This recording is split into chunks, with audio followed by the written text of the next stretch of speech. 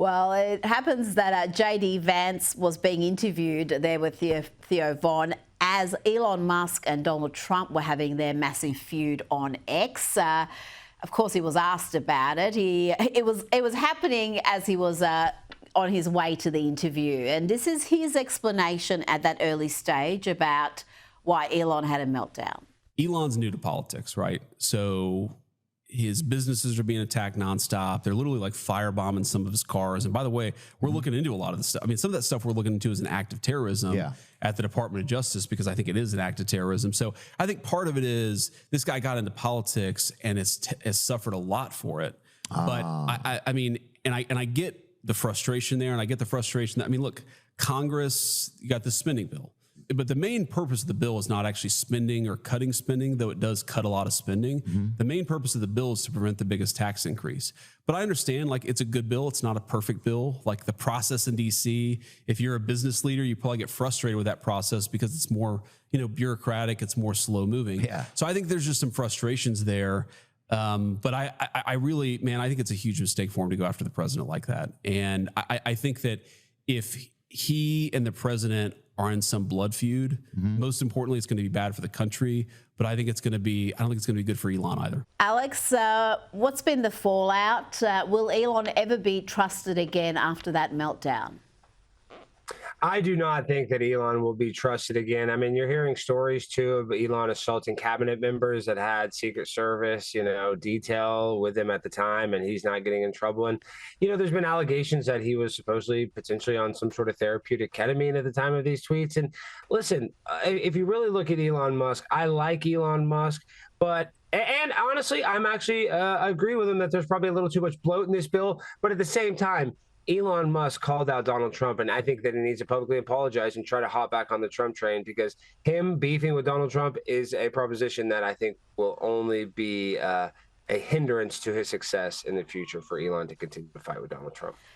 Oh, look, I think Elon very quickly realised his considerable mistake there. He's gone back and deleted some of those crazy tweets, and he was tweeting in a far more conciliatory tone. But you know what? If you're going to have a meltdown behind closed doors, do not put it on X. That is not very clever at all.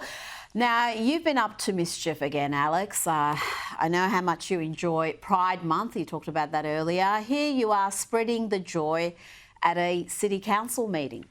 I just want to say that this is my favorite month of the year. So I wrote a little song about this month and why it's so special to me. So if you guys want to sing along, you guys are welcome to sing along. It's okay to be good. It's the month after May. Do it for the human race. It's square month again in your face. Do it for. That's enough. That's enough, Alex. I don't know what to say. Is the tune going to be out on iTunes? What were you thinking there? Some of those lyrics, we can't even play it at this time of night. No, we can't. But Rita, there was no lies detected whatsoever this whole entire month. Every corporation decides to put their pride flag right in our face. And listen, I'm not anti-gay. I love my gay brothers and sisters, but I'm kind of sick of these companies virtue signaling for 1 month of the year. It's like, give me a break. We should have a support for everybody year round. And, I had to go up there and do a little primetime Alex Stein. And I will say this, though, Rita, you called it. We're having a better version, a much higher quality version of this song coming out this week. It should be out, I think, within 24 hours of this interview tonight. Oh, wonderful. Maybe you could put it with a bonus track, the one you wrote about AOC. What was that one called? Big Booty Latinas, I think. Again, another banger from you.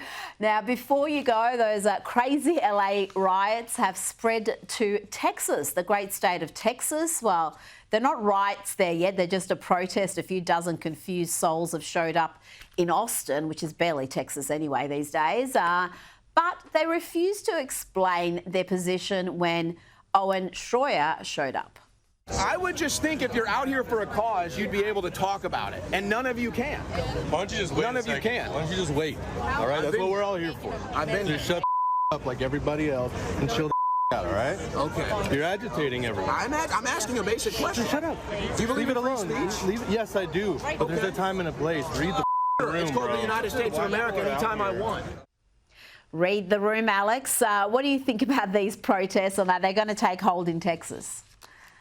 Well, I think Texas is not going to be as bad as LA, and great job of Owen Schroyer going into the Lion's Den and talking to the protesters. But this is the problem, though, real quick, Rita, is that these protesters, the American ones, now we have our own military potentially fighting against American citizens. That's bad. And the other thing is the illegal immigrants, they don't even want to be legal immigrants because they want to be able to make money, send it back home, and not pay taxes. So these people that are fighting against Americans don't even want to actually be American. That's the big problem. Well, they're flying the flag of another country, so that's a pretty good sign of where they want to be. Alex Stein, thank you for your time.